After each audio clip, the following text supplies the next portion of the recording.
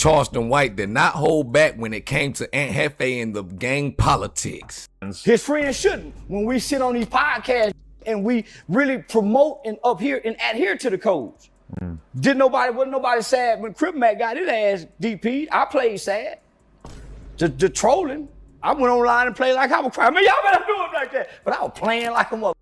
I'm not sad to see a gang member get hurt, and neither is the 51-year-old who showed up to take his DP. That's an honorable gang nigga. Nah, hold on now. What Charleston White basically saying is, bro, if you gonna live by them street gang rules and the street life, bro, you gotta be willing to take what come with it. But y'all already know Charleston White got one of the loudest voices when it comes to being the gang critic. But at the same time, when Charleston White take a stance, whether y'all agree with him or not, he gonna stand on what he believe in. All of us outside of this shouldn't have no empathy and no compassion for it. Why?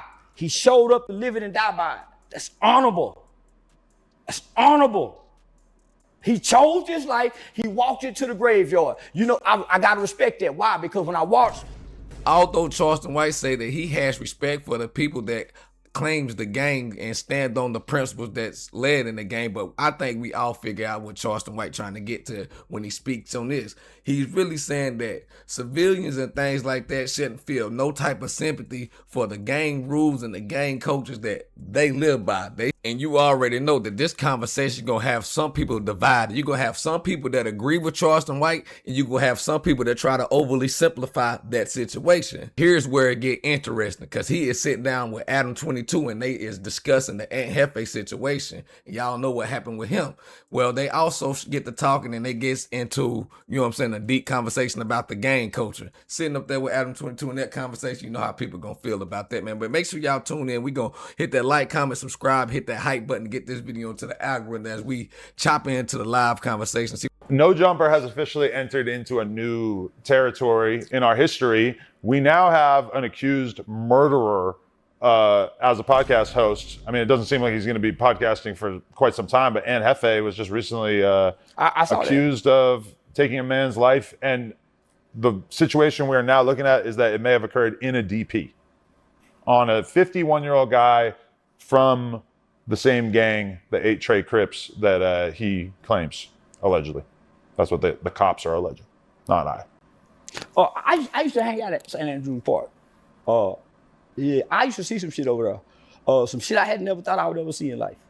When you live by it, you die by it. And this is what I tell everybody outside of California. Them niggas can't play grandpa at 51. When they say come check in, come into the hood, I wouldn't give a damn if you the move to New Jersey. You got to say, baby, say supervisor, I got to take off today. You got to come back.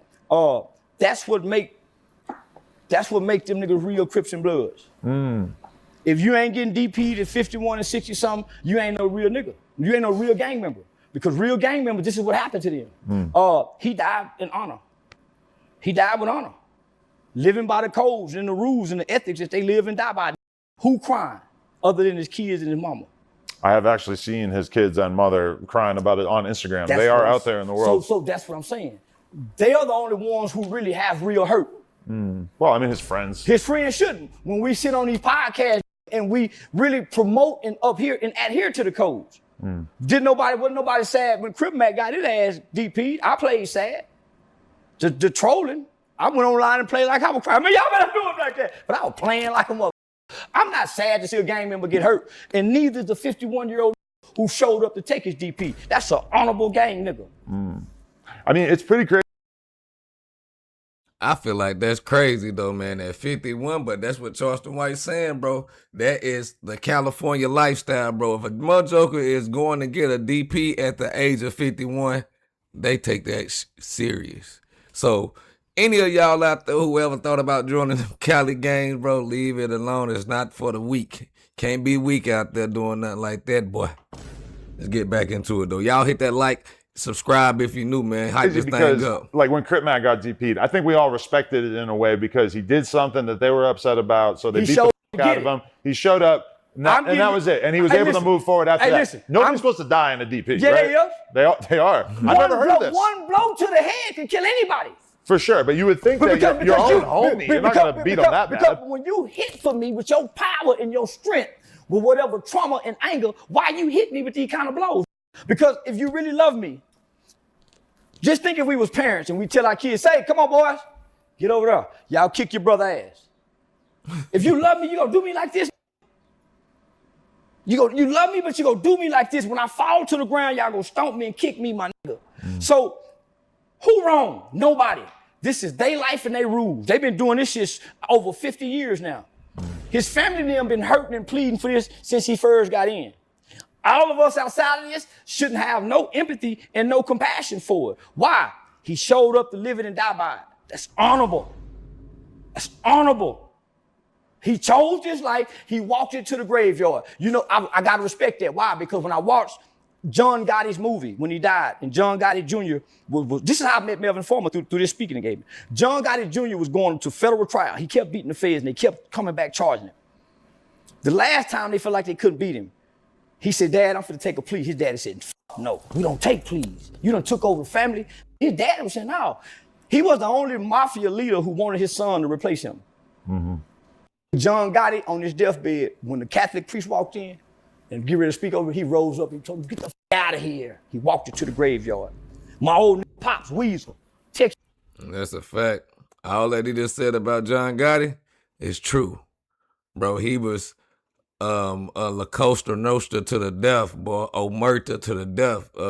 John Gotti was a real gangster. He's been 30-something years in federal prison, 80 years old, walking into the graveyard.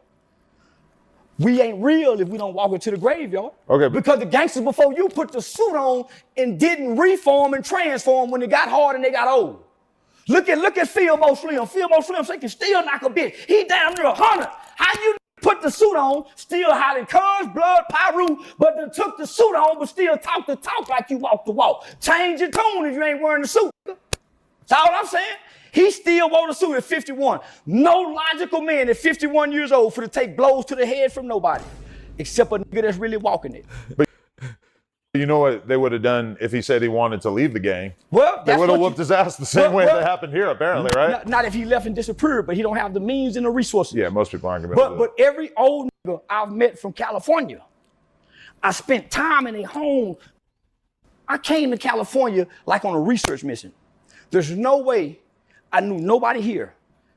I damn near infiltrated I didn't infiltrate, but because I walked these streets from the bottom looking like a bum in cowboy boot, and my conversation was good. Baba Louie, Barefoot Pookie, Melvin Farmer, Big Sight, Cappuccino, some of the biggest names in this shit. Charleston White giving y'all this blueprint of how he got the scoop on the gang activities and why he feel the way he feel about the gang out there, bro. I don't think he have no... He's sitting out there in Cali. Y'all think Charleston White still got hate in his heart towards the gang members, or is it all an act? He really dropping history right now, but y'all pay attention. They all took me in and sat me down and told me what I needed to hear. What I saw at these parks, no other place outside of California that came Crippin' Blood got that kind of resilience to be these kind of gangbangers. So this is what I'm telling everybody outside of California. You're not a real Crippin' Blood because you get to go do 10, 15 years, come home and live off your reputation. You don't get to check in, have to come in, and you get to be pow-pow that drive trucks. When they call something out this way, everybody checks in. That's all I'm saying. Okay, well, one dimension to this is that they're saying that a lot of people think that Ant Jefe may not have even thrown a single It don't blow. matter. None of us was there. Like the nigga who made the video saying, nigga, when the gang members start talking about DPs online? Because all you want to be podcasters. Well, this allegedly happened back in January. And everybody making that change. Everybody getting in front of the camera. But one thing about it, when you get in front of this camera, you can't go out there and tiptoe around in them streets and think everything gonna be sweet, because it's not, bro. It just don't work like that, bro. You gotta have 2 feet in or 2 feet out. You can't be one in, one out when you're getting in front of this camera talking, bro. But the only way they found out is because you're talking about it online. No, I don't think anybody ever talked about it. Whatever, man, they have so many unsolved murders with this shit, it would have been another unsolved crime. I mean, the crazy thing is that this happened in January, and the Ant Jefe did, 4 or 5 months or whatever worth of podcasts after that, and never, from our perspective, really indicated. Big U had a murder from some years ago and did a bunch of things since then. Yeah. Man, when you think you got The whole gang life is repetitive. What we see now was going on 50, 60 years ago, bro. With this gang life, as far as that we can see. The way you think you got away, just back in your mind, you just wonder and ponder. Yeah. But now, I try to stay out that life.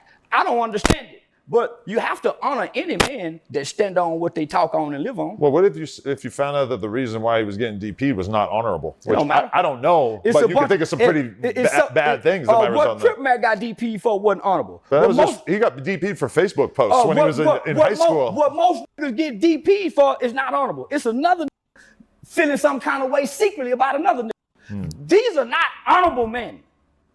Most of these niggas are up mentally, physically, psychologically. Man, these is brutes, monsters, and they leaders of something.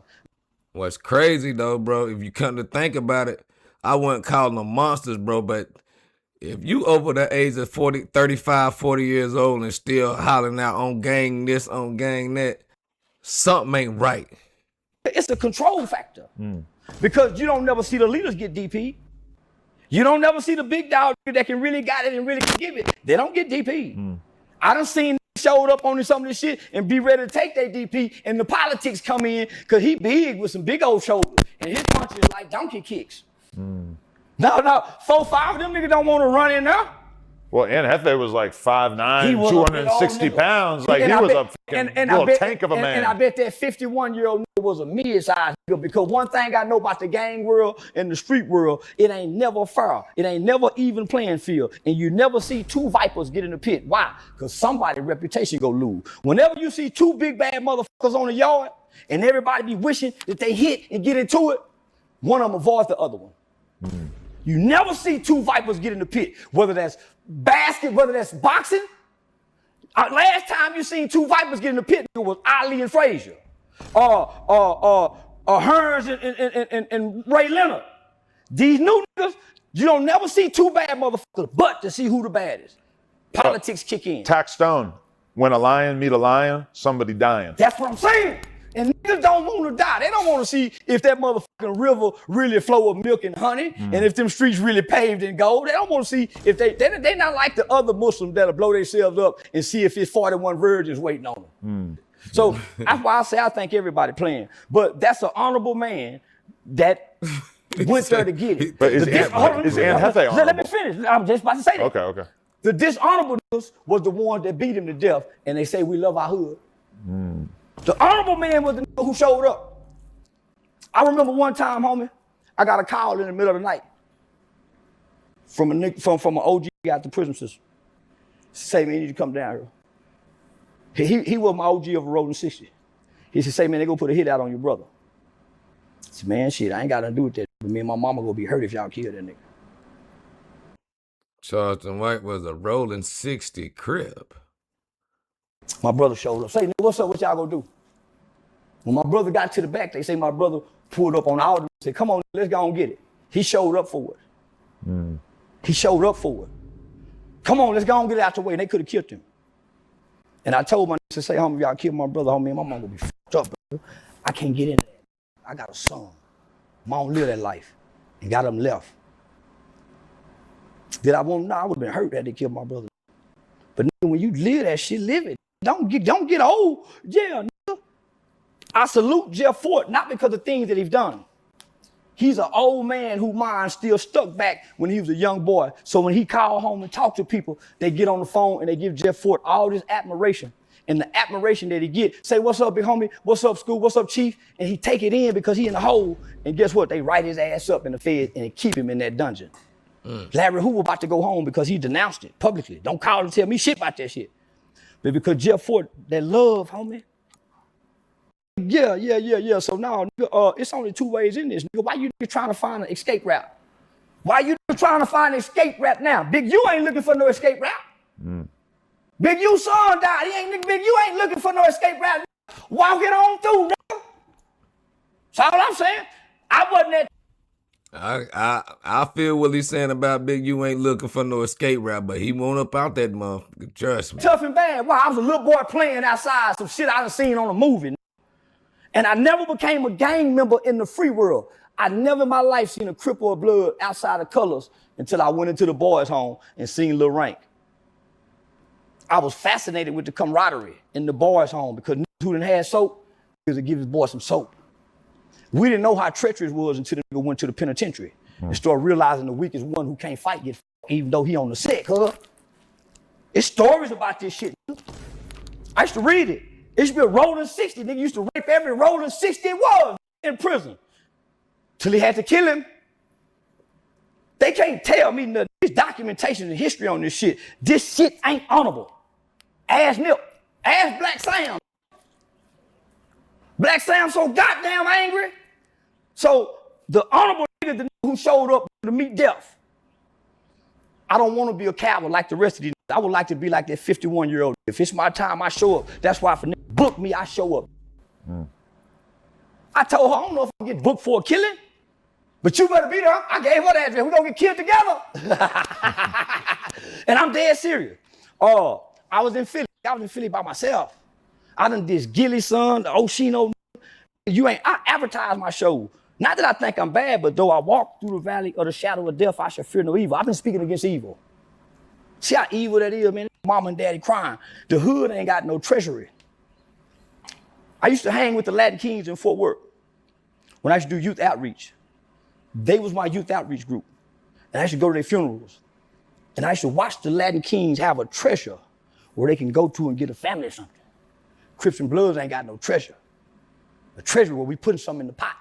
All right, man, we gonna cut that right there, man. But y'all hear my man Charleston White, though, man. He say, bro, hey, if he would rather be any one of those guys that's out there gangbanging, he would rather go down with honor. He say the ones who did the beating are the ones who are cowards, bro. At the beginning, y'all heard how Charleston White said, oh, yeah, man, they doing their thing, man. They living by the code, man. But he basically saying, bro, if y'all want to be stupid and live that life, do it. But if you're going to do it to the fullest. I advise nobody to join no gang, no Crip, no Blood, no Vice Lord, no GD, no BDs, no none of that, bro. Stay yourself. That's the best route to go, man. But I want y'all to get in the comment section, though, and let me know what y'all think about Charleston White right there, bro. Do y'all think Charleston White was tripping? Or do y'all think he was on to something? You know, he didn't leave no room for my guy Adam 22 to say nothing. Adam was trying to get in there, but when you got a alpha podcaster like Charleston White that don't stop talking, it's going to be hard. I can't wait to see him and Dogface go at it with a little debate or something, man. If they disagree on anything, I think them guys probably agree on a whole lot of stuff. Like I said in my last video, make sure y'all go check that one out, man. That will be up as y'all watching this one, bro. So make sure y'all go check that one out, the latest one. But I'm going live today, y'all. I'm going live, man. So make sure y'all tune in to that live, man. I'm going live at what? It would be, dang, y'all probably ain't even gonna see it, man. But I will be live, man. Gonna be on Charleston White, Dogface, and all them. But hit that like button, though.